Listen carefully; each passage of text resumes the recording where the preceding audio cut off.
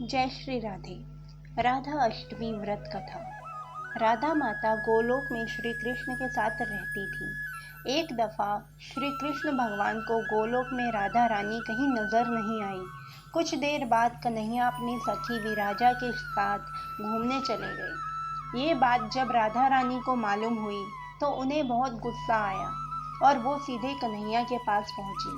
वहां पहुंचकर उन्होंने श्री कृष्ण को काफी भला बुरा कहा।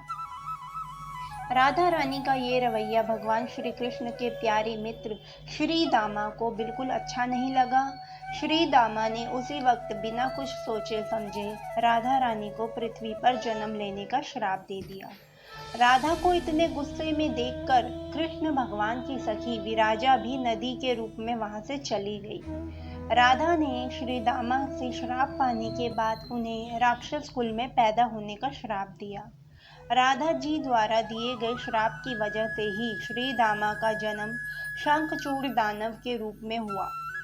आगे चलकर यही दानव भगवान विष्णु का परम भक्त बना। दूसरी तरफ राधा रानी ने पृथ्वी पर वृषभानु जी के घर पुत्री के रूप में जन्म लिया। राधा रानी का जन्म वृषभानु जी के घर तो हुआ, लेकिन उनकी पत्नी देवी कीर्ति के गर्भ से नहीं। दरअसल जिस समय राधा मैया और श्री दामा ने एक दूसरे को श्राप दिया था, तभी भगवान श्री कृष्ण ने कहा था कि राधा आपको वृषभानु जी और देवी कीर्ति की पुत्री बनकर पृथ्वी पर रहना होगा। मनुष्य के अवतार में आपका एक वैश्य से विवाह होगा, वो मेरे अंश अवतारों में से ही एक होगा।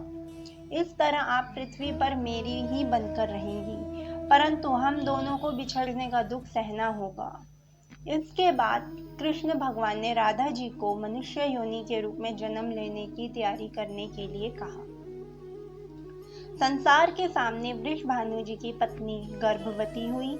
जिस तरह एक बच्चा दुनिया में आता है, ठीक वैसे ही देवी कीर्ति का भी प्रसव हुआ, लेकिन असल में राधा माता का जन्म देवी कीर्ति के गर्भ से नहीं हुआ था।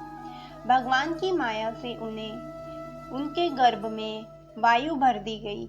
देवी कीर्ति ने उसी वायु को जन्म दिया। इस दौरान उन्हें प्रसव पीड़ा हो रही थी और वहां राधा माता के रूप में एक प्यारी सी कन्या ने जन्म लिया। भाद्र मास के शुक्ल पक्ष की अष्टमी के दिन राधा मैया का धरती पर जन्म हुआ। तभी से हर साल इस दिन को राधा अष्टमी के रूप में मनाया जाता है। बोलिए कृष्ण प्यारी की जय। जय जय श्री राधे।